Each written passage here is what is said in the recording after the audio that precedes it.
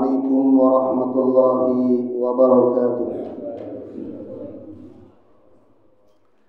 إن الحمد لله نحمده ونستعينه ونستغفره ونستهديه ونعوذ بالله من شرور أنفسنا وسيئات أعمالنا. من يهده الله فلا مضل له ومن يضلل فلا هادي له. أشهد أن لا إله إلا الله وحده لا شريك له وأشهد أن محمدا عبده وصفيه وخليله ورسوله. يقول الله تعالى: يا أيها الذين آمنوا اتقوا الله حق تقاته ولا تموتن إلا وأنتم مسلمون.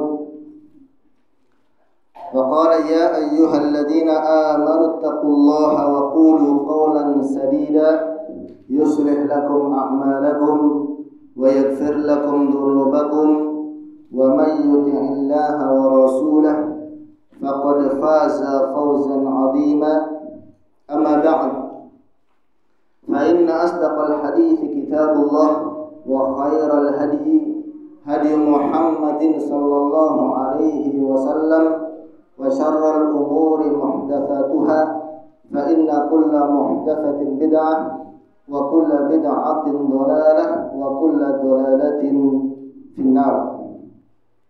Kaum muslimin wal muslimat yang dirahmati Allah Subhanahu wa taala, alhamdulillah kita bersyukur kepada Allah Subhanahu wa taala di kesempatan pagi hari ini Allah Azza wa Jalla masih memperkenankan kita untuk bisa kembali berjumpa di masjid yang mulia ini, masjid yang mubarak insyaallah taala, di majelis pembahasan kajian kitab Khudh aqidataka minal kitabi wa sunnatus sahihah. Ambillah akidahmu dari Al-Quran dan sunnah yang sahih yang ditulis oleh Syekh Muhammad bin Jamil Jainu rahimahullahu ta'ala.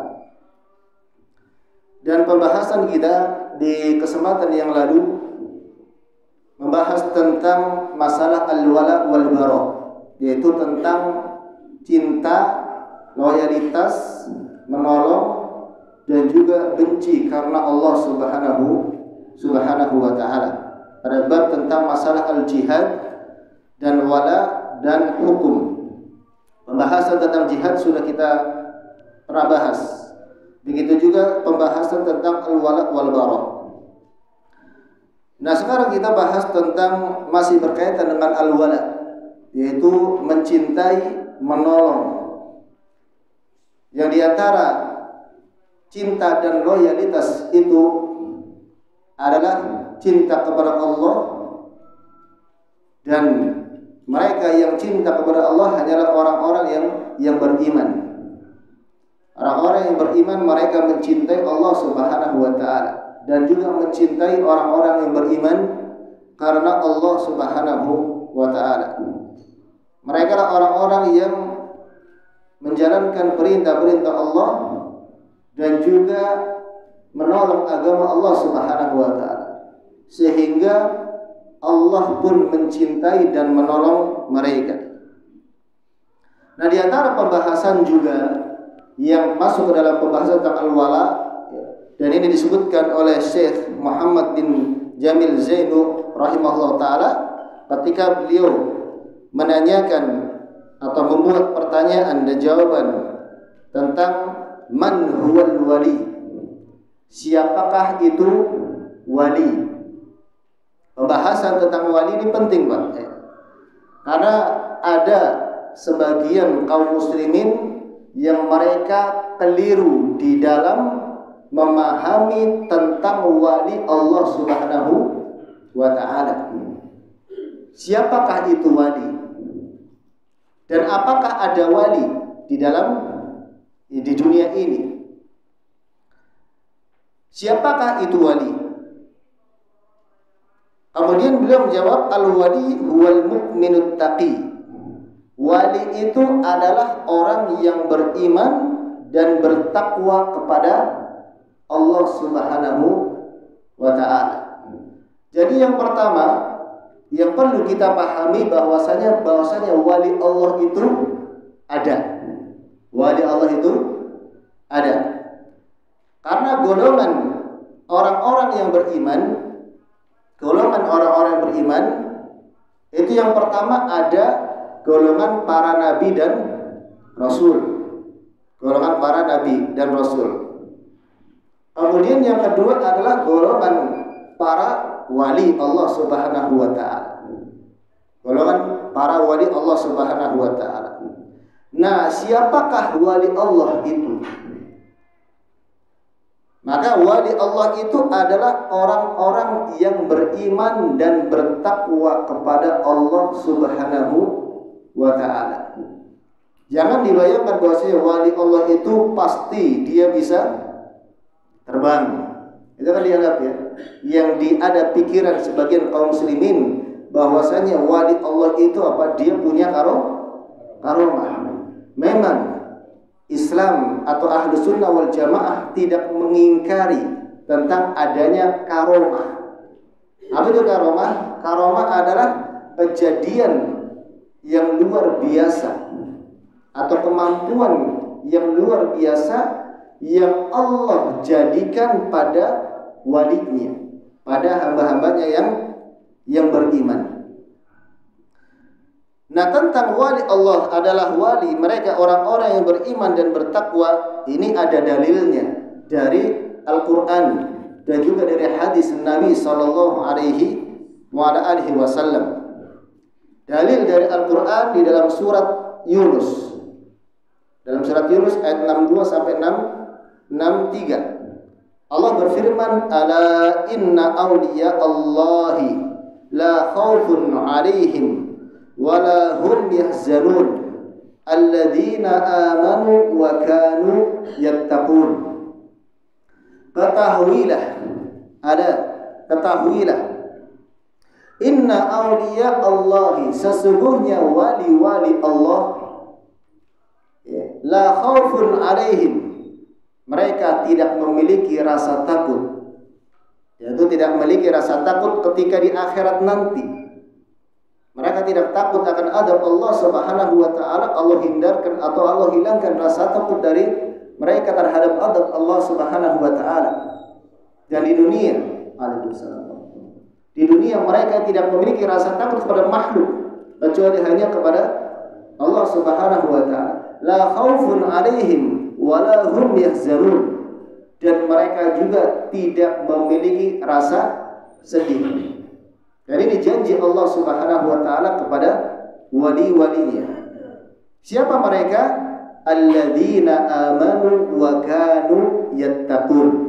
Mereka itulah orang-orang yang beriman dan mereka orang-orang yang bertakwa kepada Allah Subhanahu wa taala.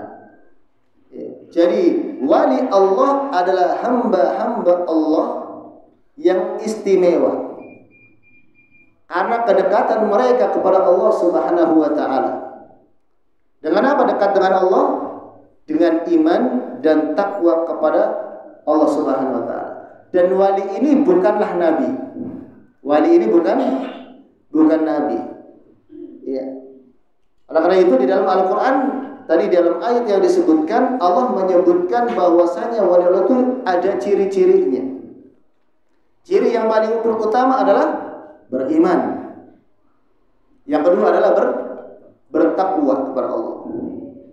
Jadi kalau kita melihat zahir dari ayat ini, bahwasanya wali Allah itu semua orang yang beriman. Semua orang yang beriman, baik dia punya karomah ataupun tidak punya karomah. Semua orang yang beriman itu merupakan wali Allah Subhanahu wa taala. Dan juga orang-orang yang bertakwa. Kemudian di antara ciri wali Allah adalah dicintai oleh Allah karena mereka mengikuti sunnah Nabi sallallahu alaihi wasallam. Dicintai oleh Allah. Allah Subhanahu wa taala berfirman, "Qul in kuntum tuhibbunallaha fattabi'uni yuhibbukumullah wa yaghfir lakum dzunubakum. Katakanlah wahai Muhammad, jika kalian mencintai Allah maka ikutilah Nabi sallallahu alaihi wasallam. Maka ikutilah aku, ikuti Nabi sallallahu alaihi wasallam, mengikuti sunnah-sunnahnya. Dalam artian sunnah ini, sunnah itu bukan hanya perkara yang apabila dikerjakan mendapatkan pahala, apabila ditinggalkan itu tidak berdosa. Bukan itu. Yang dimaksud mengikuti sunnah Nabi SAW adalah mengikuti seluruh jalannya Nabi SAW ketika beragama, di dalam agama, baik dari masalah akidahnya, tauhidnya, mengikuti akidah dan tauhidnya Nabi Muhammad SAW. Dalam ibadahnya, mengikuti ibadahnya Nabi SAW. Artinya dalam masalah akidahnya sunan akidah ahlu sunnah wal jamaah. Tidak berakidah dengan apa ahli bid'ah. Ada bid'ah di dalam masalah akidah, ada. Ya, seperti bid'ahnya Syiah. Ya, bid'ahnya orang-orang Khawarij. Bid'ahnya Jahmiyah, Mu'tazilah yang mereka ya di dalam masalah asma dan sifat Allah Subhanahu wa taala. Mereka menyimpang di dalam akidah asma dan sifat Allah Subhanahu wa taala. Kemudian dalam ibadah juga bid'ah banyak ya yang tidak dicontohkan oleh Nabi sallallahu alaihi wasallam. Dan juga mengikuti sunnah Nabi sallallahu alaihi wasallam di dalam adab dan akhlak. Dalam adab dan akhlak. Jadi syariat yang dibawa oleh Nabi Muhammad sallallahu alaihi wasallam ini di dalam mencakup seluruh aspek kehidupan jemaah. Bukan hanya dalam ibadah saja. Ketika bermuamalah ya, maka kita bermuamalah dengan manusia seperti bermuamalahnya Nabi sallallahu alaihi wasallam. Dalam masalah muamalah ketika berjual beli, Nabi SAW telah mencontohkan bagaimana jual beli yang benar. Jauh dari riba, tidak berbuat zalim, ya, jual beli dengan yang tidak ada gorornya. Kemudian bermuamalah dengan masyarakat, dengan tetangga, dan adab-adab akhlak yang lainnya. Maka kalau seandainya seseorang dia sudah mengikuti Nabi SAW, yuhibbukumullah, maka Allah akan mencintai kalian. Siapa lagi kalau bukan wali ya, orang yang Allah Subhanahu wa taala cintai. Allah cintai. Oleh karena itu Allah Subhanahu wa taala berfirman dalam hadis qudsi. Dalam hadis qudsi yang diriwayatkan oleh Imam Al-Bukhari dari Abu Hurairah radhiyallahu taala anhu, Allah berfirman, "Man adali waliyan faqad adantuhu bil harbi." Barang siapa yang dia memusuhi waliku. Siapa wali Allah tadi? Orang yang beriman dan bertakwa. Faqad adantuhu bil harb, maka aku umumkan peperangan terhadapnya. Jadi wali Allah itu enggak takut. Kenapa? Sudah mendapatkan jaminan dari Allah untuk ditolong. Bahkan Allah mengancam orang-orang yang memusuhi wali Allah, mengancam peperangan terhadapnya. Lalu dalam hadis tersebut Allah Subhanahu wa taala menyebutkan ciri-ciri wali Allah Subhanahu wa taala. Wa ma taqarraba ilayya 'abdi bi syai'in ahabba ilayya mimma aftaratuhu alaihi. Dan tidaklah hambaku mendekatkan diri kepadaku dengan sesuatu yang paling aku cintai dari apa-apa yang aku wajibkan kepadanya. Artinya apa? Artinya wali Allah yang pertama adalah dia mengerjakan perintah-perintah Allah yang wajib. Dan perintah Allah yang wajib adalah perkara yang paling Allah cintai. Salat 5 waktu wajib. Kalau seorang melaksanakan sholat 5 waktu tidak pernah ketinggalan di masjid, menjalankan puasa Ramadan, kemudian menunaikan zakat, ya, baik zakat mal maupun zakat fitrah, haji, umroh bagi yang mampu, dan kewajiban-kewajiban yang lainnya. Yang pertama adalah dia melaksanakan perintah Allah yang wajib. Kemudian Allah Subhanahu wa taala juga berfirman setelahnya, wala yazalu 'abdi yataqarrabu ilayya bin nawafil hatta uhibbahu. Dan hambaku senantiasa mendekatkan diri kepadaku dengan amalan-amalan nawafil, amalan-amalan sunnah. Nah, yang dimaksud ya, amalan sunnah di sini adalah amalan-amalan yang hukumnya bukan wajib, yang apabila dikerjakan mendapatkan pahala, ditinggalkan tidak berdosa. Hatta uhibbahu. Kalau seandainya hambaku dia mengerjakan amalan-amalan sunnah, maka Allah akan mencintainya sampai aku mencintainya. Bahkan Allah berfirman, ya, wa idza ahbabtu, apabila aku sudah mencintai hambaku, kuntu sam'ahu alladhi yasma'u bihi, maka akan menjadi pendengaran baginya, wa basarahu alladhi yubsiru biha, dan aku akan menjadi penglihatan yang digunakan untuk melihat, dan seterusnya dan seterusnya. Allah Subhanahu wa taala akan menolongnya. Jadi yang pertama adalah dia orang-orang yang bertakwa kepada Allah Subhanahu wa taala. Allah akan menolong mereka. Allah akan mencintai mereka. Lalu kemudian jamaah Allah Subhanahu wa taala, di antara sifat wali itu dia enggak ngaku-ngaku sebagai wali. Tidak mengaku-ngaku sebagai wali. Memiliki sifat tawadu. Memiliki sifat tawadu. Bahkan di dalam masalah, kalau muslim mengatakan muslim dia halus. Tapi kalau mengatakan mukmin, itu kata para ulama, kita tidak boleh mengatakan saya mukmin secara mutlak, tetapi saya mukmin insya Allah. Ya. Seperti itu. Tidak mengaku-ngaku sebagai wali. Kalau ada yang mengaku sebagai wali, maka katakanlah dia itu bukan wali. Ya. Jadi bertakwa kepada Allah Subhanahu wa taala, mengerjakan yang wajib-wajib. Kemudian mengikuti sunnah Nabi sallallahu alaihi wasallam. Dia tidak takut kepada makhluk, kepada siapapun. Dia hanya memiliki rasa takut kepada Allah Subhanahu wa taala. Dan juga di antara cirinya adalah istiqomah. Apa istiqomah? Istiqomah itu artinya tegak, lurus, tetap berada di atas kebenaran. Enggak bengkok-bengkok. Syubhat apapun yang menimpa dirinya, dia tetap lurus di atas kebenaran. Ya, fitnah apapun yang menimpa dirinya, dia tetap istiqomah di atas Al-Quran dan Sunnah Nabi Sallallahu Alaihi Wasallam.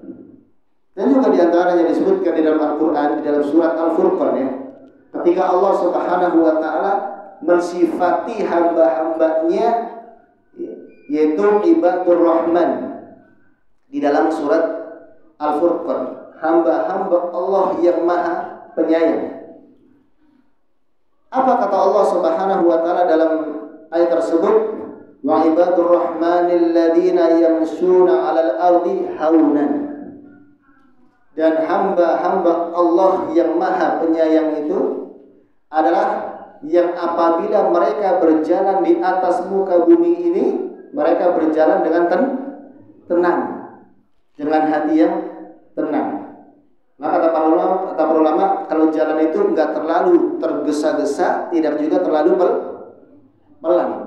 Enggak terlalu jalannya sedang-sedang, enggak terlalu cepat dan tidak terlalu pelan. Tapi kalau jalan itu sudah karakter, ya, ada jalannya cepat, ada jalannya pelan.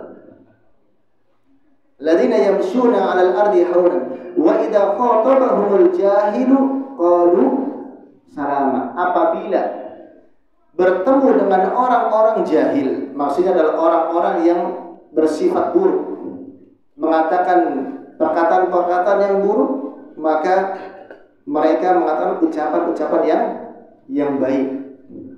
Tidak membalas ucapan keburukan dengan keburukan, tetapi dengan ucapan-ucapan yang baik. Wa ibadur rahmanil ladzina yamshuna 'alal ardi hauna wa idza khatabahumul jahiluna qalu salama wal ladzina yabituna li rabbihim sujjadan wa qiyama. Di antara sifat mereka adalah yaitu mereka orang-orang yang ketika pada malam hari mereka sujud dan qiyamul lail. Salat. Walladzina yaquluna rabbana asrif 'anna 'adzaba jahannam inna 'adzabaha kana gharama. Dan orang-orang yang mereka berkata, wahai Allah, jauhkanlah aku dari siksa api neraka. Walladzina idza anfaqu lam yusrifu wa lam yaqturu wa kana baina dzalika qawama.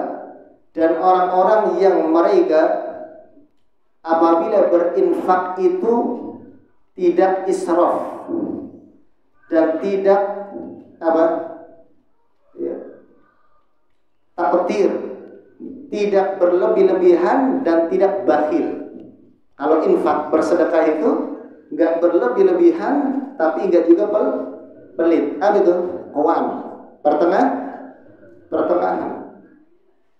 Dan kalau kita bersedekah memang enggak boleh kita menginfakkan seluruh harta kan?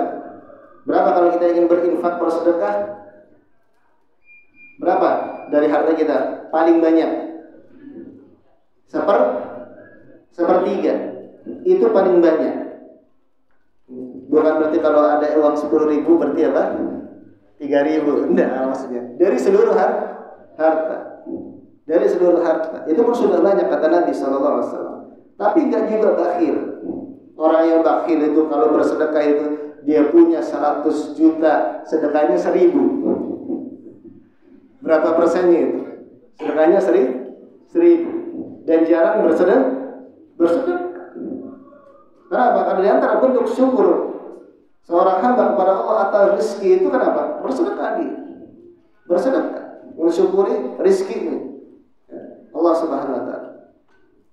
Walladzina la yad'una Allah walladzina la yad'una Allah ilahan akhar.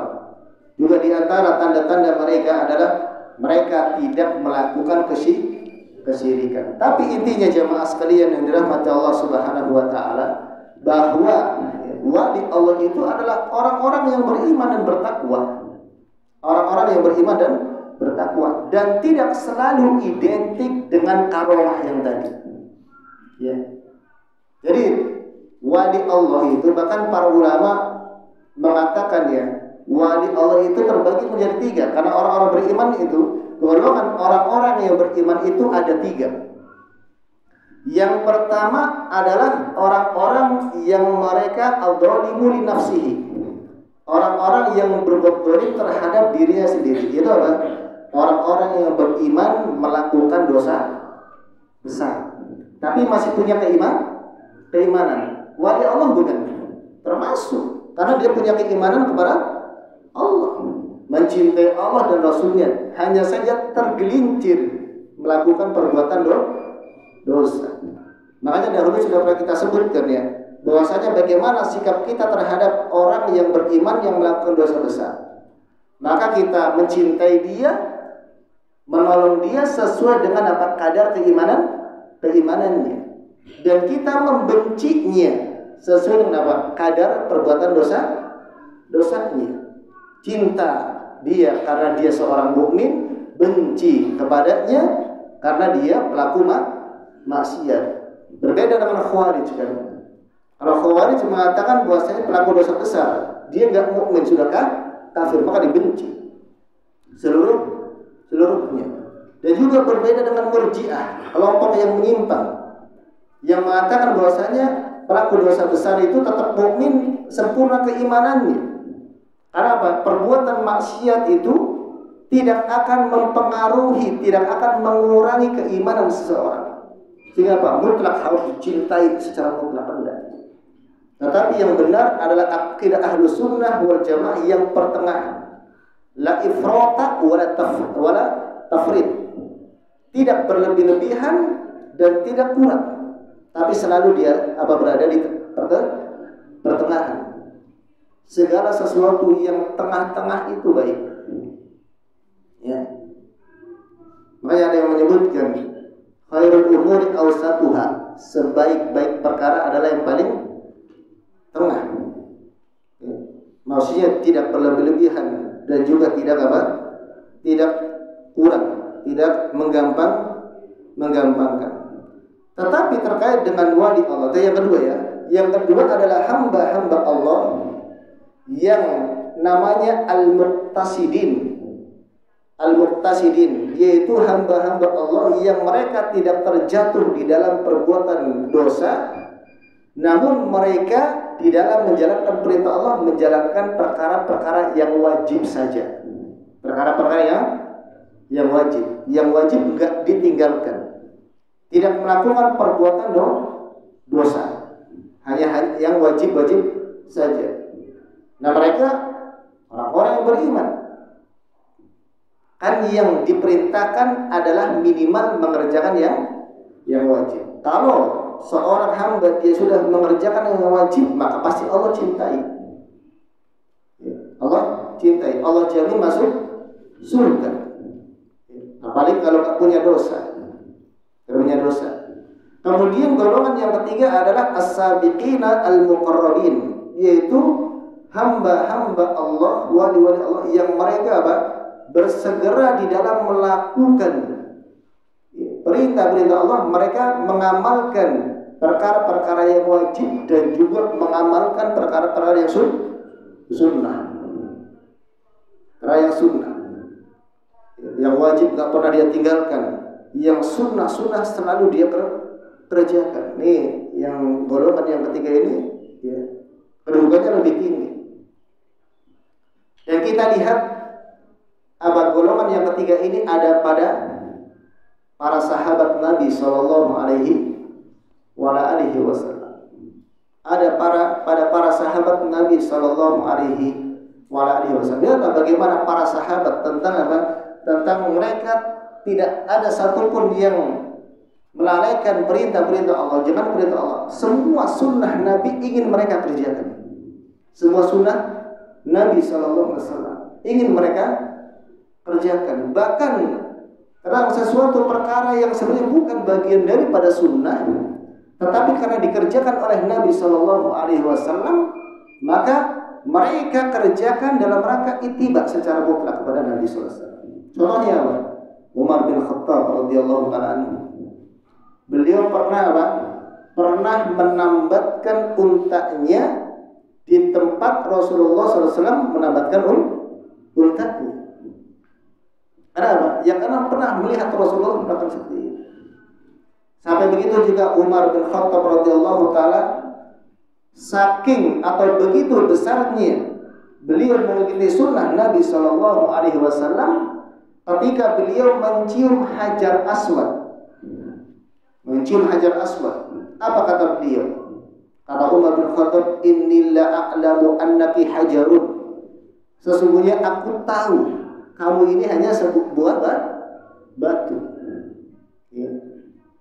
Lau a'lamu anna Rasulullah sallallahu alaihi wasallam yuqabbiluki ma qabbaltuki. Kalau seandainya aku tidak mengetahui bahwasanya Rasulullah SAW menciummu, aku tidak akan menciummu. Ini menunjukkan besarnya tauhid dari Umar bin Khattab radhiyallahu taala, bahwasanya segala sesuatu selain Allah itu nggak bisa mendatangkan manfaat dan juga tidak bisa memberikan bahaya madarat. Yang bisa mendatangkan manfaat dan madarat hanya Allah Subhanahu wa taala. Kalau seandainya saya nggak melihat Rasulullah mencium, saya nggak akan mencium. Hanya saja karena Rasulullah mencium, ya, maka aku mencium dalam rangka mengikuti Rasulullah SAW. Begitu besar ketakwaan, keimanan dan tauhidnya Umar bin Khattab, manusia yang terbaik setelah yang kedua, setelah Abu Bakar As-Siddiq. Abu Bakar As-Siddiq. Bahkan begitu besar keimanan dan ketakwaan beliau dan ittiba'nya beliau kepada sunnah Nabi Sallallahu Alaihi Wasallam. Bukan hanya manusia saja yang takut dengan beliau, tetapi apa? Setan pun takut. Setan pun takut sama Umar bin Khattab. Karena ada sebuah riwayat ya, ada sebuah riwayat bahwasanya ya, kalau seandainya Umar bin Khattab lewat sebuah jalan, maka setan itu apa? Lewat jalan lain, cari jalan lain. Gak mau berpapasan dengan Umar bin Khattab. Saking takut. Ya. Saking takut ya. Atau kalau korinnya itu bagaimana? Karena setiap orang itu punya korin. Korinnya mungkin dia kurus.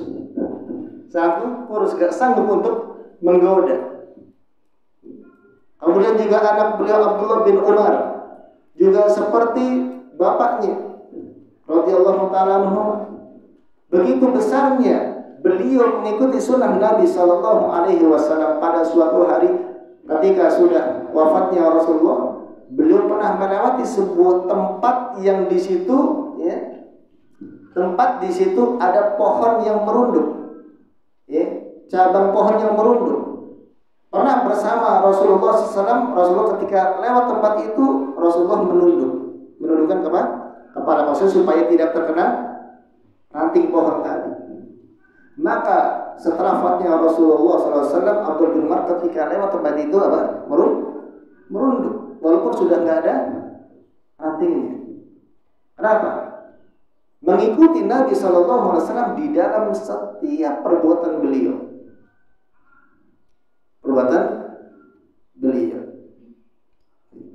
Makanya ya, karena begitu berpegang teguh dengan sunnah, banyak di antara mereka yang punya karomah.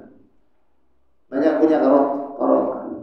Nah biasanya karomah ini walaupun ya, karomah itu tidak bisa dipelajari. Karomah itu juga tidak bisa bisa dikeluarkan sesuai dengan kemampuan orang yang nggak bisa. Jadi tergantung kehendak Allah. Sebagai karomah itu sebagai bukti bahwasanya dia orang beriman dan sebagai bukti pertolongan Allah kepadanya. Ya dalam keadaan darurat saja, tapi itu pun kehendak Allah. Nggak bisa saya keluarkan sekarang. Itu nggak bisa. Ya, nggak bisa. Dalam saat-saat genting peperangan. Nah ini banyak kisah-kisah karomah yang terutama yang dimiliki oleh para sahabat Nabi Sallallahu Alaihi Wasallam. Karomahnya Abu Bakar As-Siddiq misalnya. Apa karomahnya? Bisa mengetahui jenis kelamin janin yang masih ada dalam kandungan. Sebagaimana riwayat. Ya. Kemudian karomahnya Umar bin Khattab ya, tadi syaitan itu takut. Ya, kemudian beliau saat di Madinah itu bisa melihat pasukan kaum muslimin yang sedang perang ya, lalu memerintahkan kepada pasukannya ngomong ya Sariyah al-Jabal, wahai pasukan pergilah ke gunung.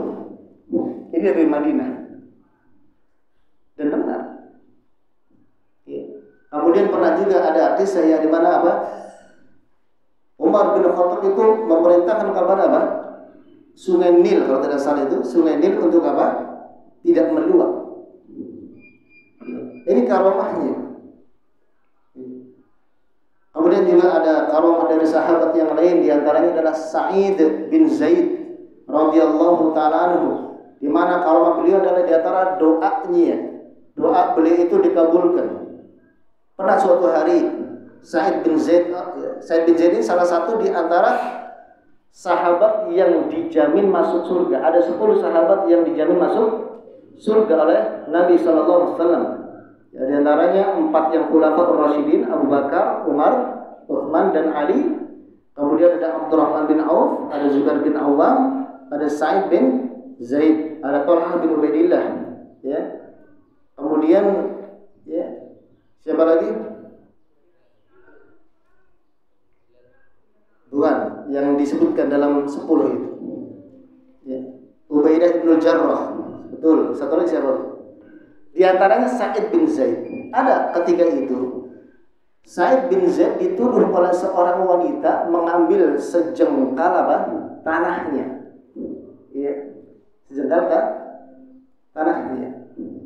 Maka kemudian berdoa, dia pernah mendengar Rasulullah SAW bersabda, barang siapa yang mengambil sejengkal mendoakan wanita tersebut wanita tersebut itu meninggal, matanya buta dan meninggal matanya buta dan terpeleset di tanah yang dia tuduhkan.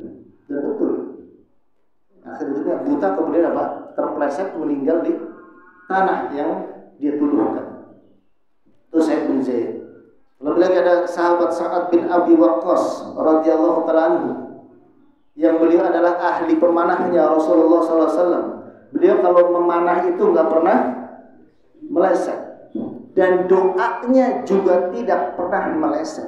Pasti Allah kabulkan doanya Sa'ad bin Abi Waqqas. Sehingga para sahabat nggak ada yang berani untuk punya masalah dengan beliau, nggak ingin punya masalah, khawatir kalau didoakan jelek maka akan terjadi. Coba bayangkan kalau seandainya kita punya doa yang makbul, tapi doa-doanya itu nggak sembarang ya. Ini para wali Allah Subhanahu Wa Taala, mereka punya karomah. Semakin tinggi keimanan seseorang kepada Allah Subhanahu Wa Taala, maka semakin besar kedudukannya sebagai wali Allah Subhanahu Wa Ta'ala. Tetapi tadi, wali Allah itu semua orang beriman, selagi dia mukmin maka adalah wali Allah Subhanahu Wa Ta'ala. Jadi jangan dipikir, jangan dipahami bahwa wali itu adalah yang punya karomah saja. Tidak. Bahkan karomah yang paling tinggi dikatakan oleh Syekhul Islam Ibnu Taimiyah rahimahullahu ta'ala adalah istiqomah. Ketika seorang dia tetap taat kepada Allah Subhanahu wa taala, ketika seorang dia tetap di atas sunnah Nabi sallallahu alaihi wasallam, maka itu adalah karomah yang paling tinggi. Dan akidah Ahlussunnah wal Jamaah meyakini, mengimani adanya karomah tadi. Sebelum para sahabat ada kan orang-orang yang beriman dan bertakwa kepada Allah yang mereka diberikan karomah. Dan ini disebutkan dalam Al-Quran. Dia bukan nabi. Kalau nabi itu kan mukjizat, ya. Tapi kalau selain nabi maka karomah. Contohnya ada pada Maryam, ya, Maryam bintu Imran, yaitu ibundanya Nabi Musa alaihissalam. Isa, ibundanya Nabi Isa alaihissalam. Ya. Maka itu karomah. Menurutnya karomah. Apa di antara karomahnya? Bisa mendapatkan makanan buah-buahan, ya, di hadapannya. Allah yang berikan. Allah yang berikan. Yang Nabi Zakaria takjub, dari mana engkau dapatkan rezeki ini? Buah-buahan yang memang pada musim bukan buah tetapi ada buah. Kemudian diantaranya ada juga Ashabul Kahfi. Ashabul Kahfi orang-orang yang beriman pada zaman Nabi Isa alaihissalam. Setelah Nabi Isa alaihissalam, mereka adalah orang-orang beriman dan Allah berikan Allah berikan karomah, ya. Mereka tetap istiqomah. Kemudian juga diantaranya adalah sahabat keluarga Yasir, ya. Keluarga Yasir, orang tuanya Yasir, ditampakkan surga kepada ini jamaah sekalian yang dirahmati Allah Subhanahu wa taala. Imam Nawawi rahimahullahu taala beliau mengatakan karomah memang benar ada menurut Ahlussunnah wal Jamaah, tetapi tidak wajib dimiliki oleh setiap wali. Dan karomah itu sebenarnya juga tidak menunjukkan, ya, bahwasanya kedudukannya lebih tinggi daripada wali yang lain.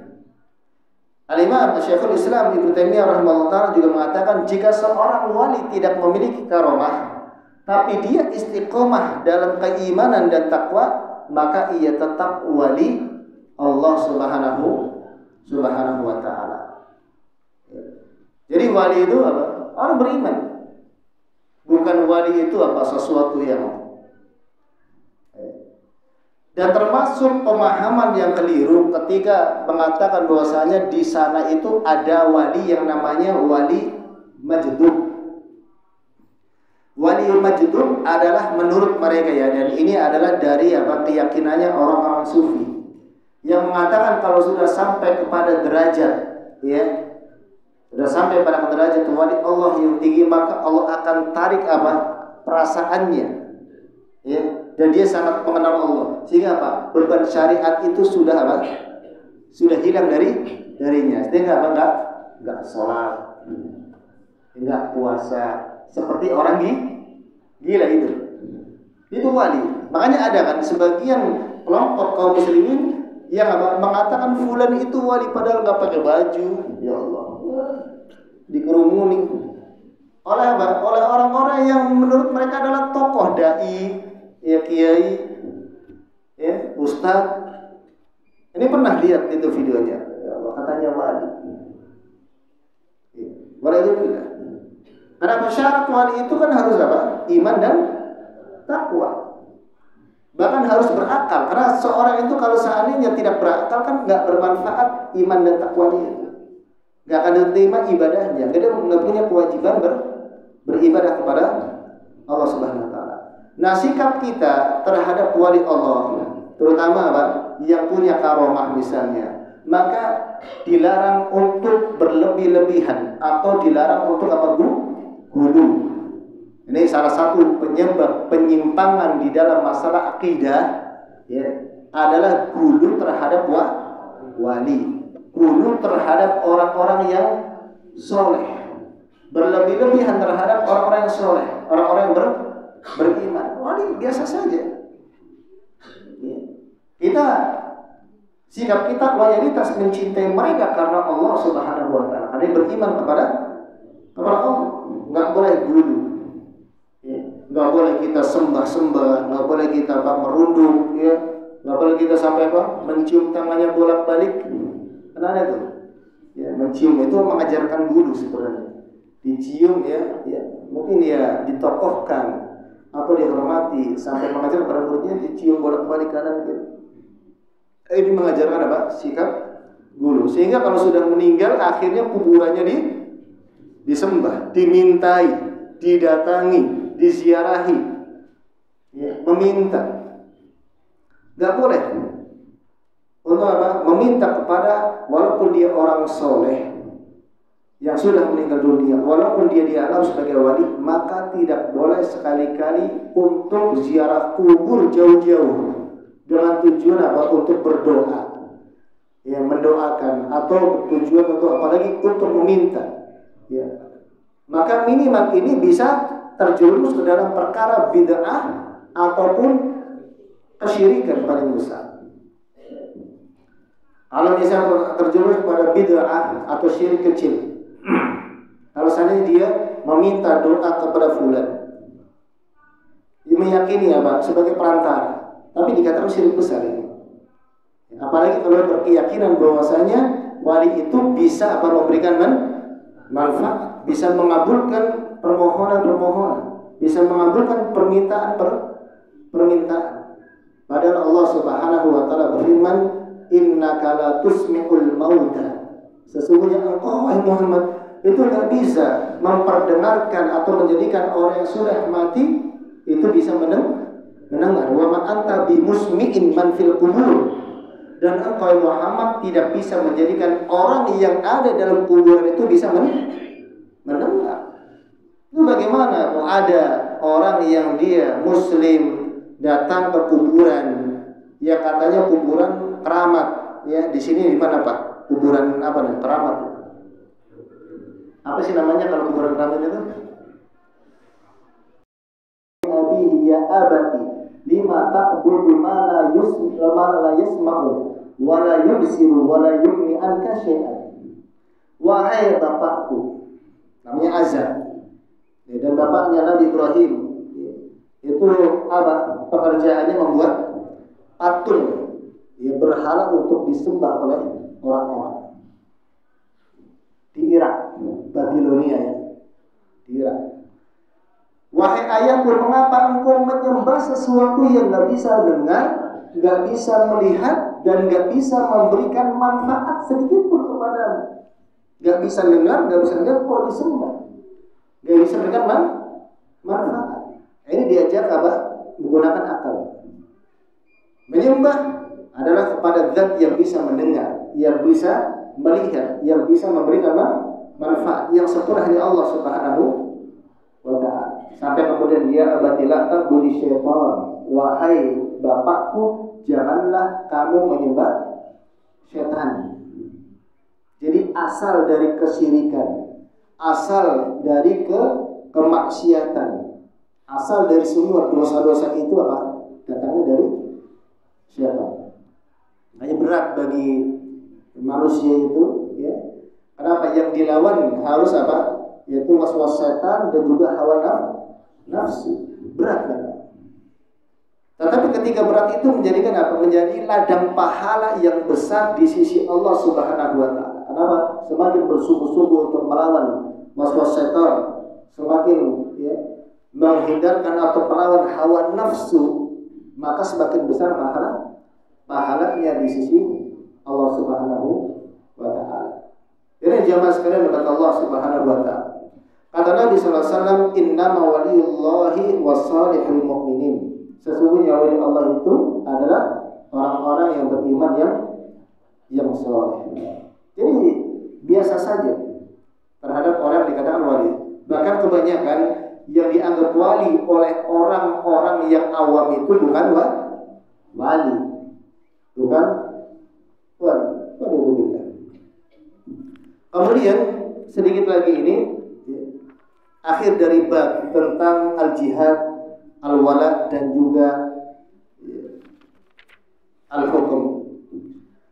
Pertanyaan, bimada yahkumul muslimun?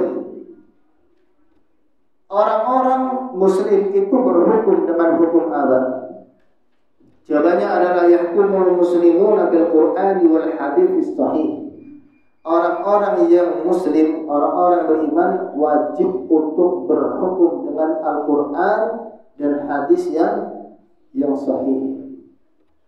Ini tentunya sudah bisa dipahami, ya, bahwasanya di dalam agama kita itu ada landasan hukumnya, ada sumbernya di dalam beragama, dan sumbernya adalah Al-Quran, kemudian apa? Sunnah, dan ada tambahan yang lain.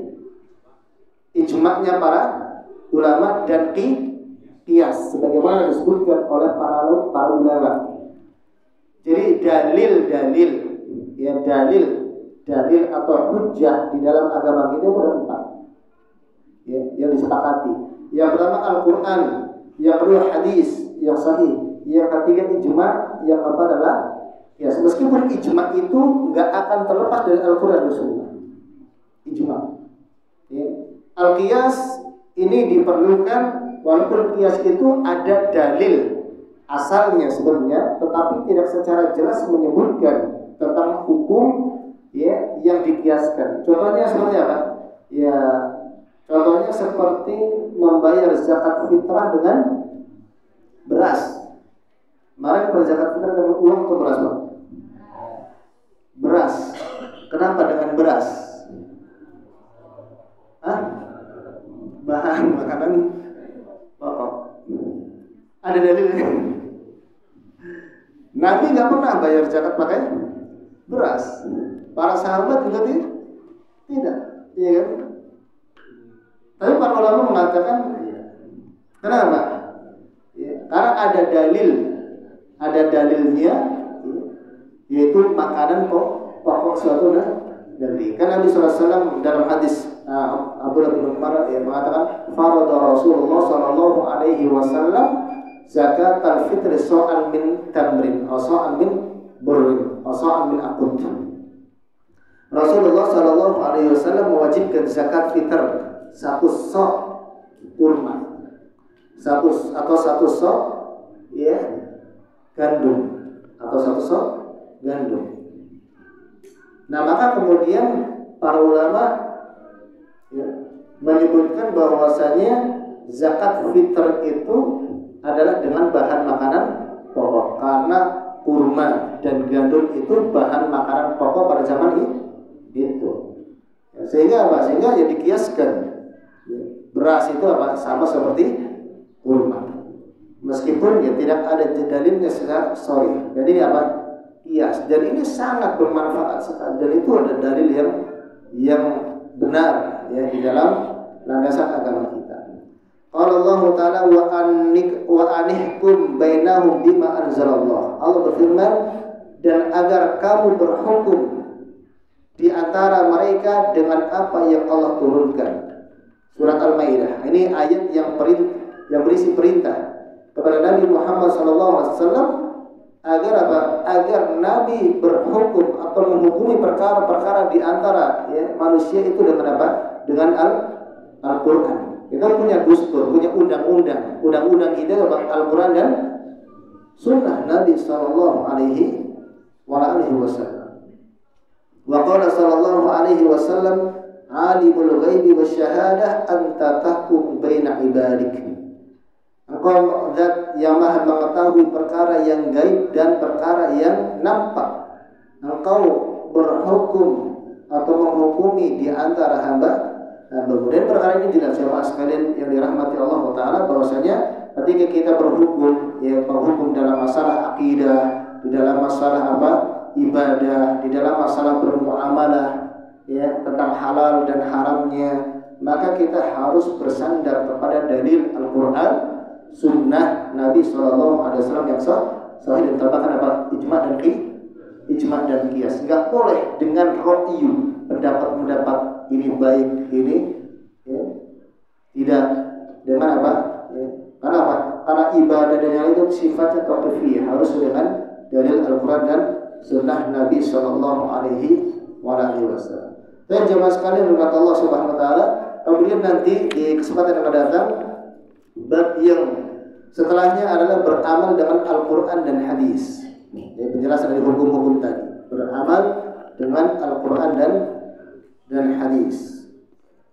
Baik, barangkali sampai di sini ada yang boleh tanyakan, Bapak-bapak dan Ibu sekalian.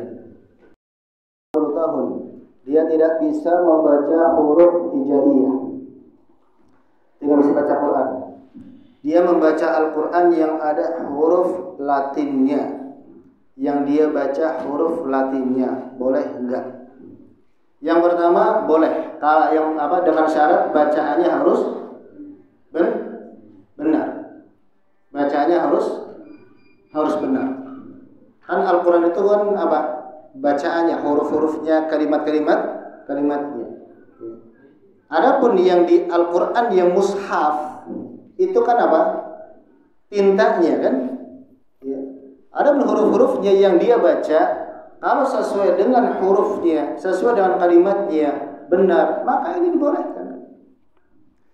Bahkan para sahabat dahulu dan para ulama dahulu ada yang baca Quran tanpa mushaf. Ada enggak? Ada. Karena Al-Quran itu kan sampai kepada para sahabat melalui apa? Syafahiyah, dari mulut ke mulut. Nah, saya mengajarkan misalnya Al-Fatihah enggak ada bacaan langsung, ditalqin. Dia baca.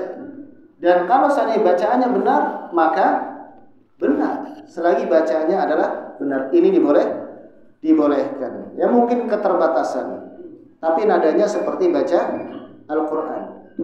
Ya. Nah, terutama kalau pada zaman ini, ya tentunya meskipun sudah 60 tahun, ya, coba berusaha untuk membaca Al-Quran melalui mushaf, belajar. Salatnya salat tahiyatul mas 2 rakaat. Tapi sholatnya apa? Terburu-buru, ya, asal-asalan. Setelah selesai sholat, maka datang kepada Nabi mengucapkan salam. Setelah mengucapkan salam, maka Nabi bersabda, "Irji' fasholli fa innaka lam tusolli." Kembalilah dan sholatlah. Sesungguhnya engkau itu belum sholat. Sampai 3 kali diperintahkan oleh Nabi SAW. Ya Rasulullah, sesungguhnya saya tidak bisa kecuali dengan saya sholat Salat dulu. Lalu Nabi SAW mengajarkan bagaimana cara salatnya.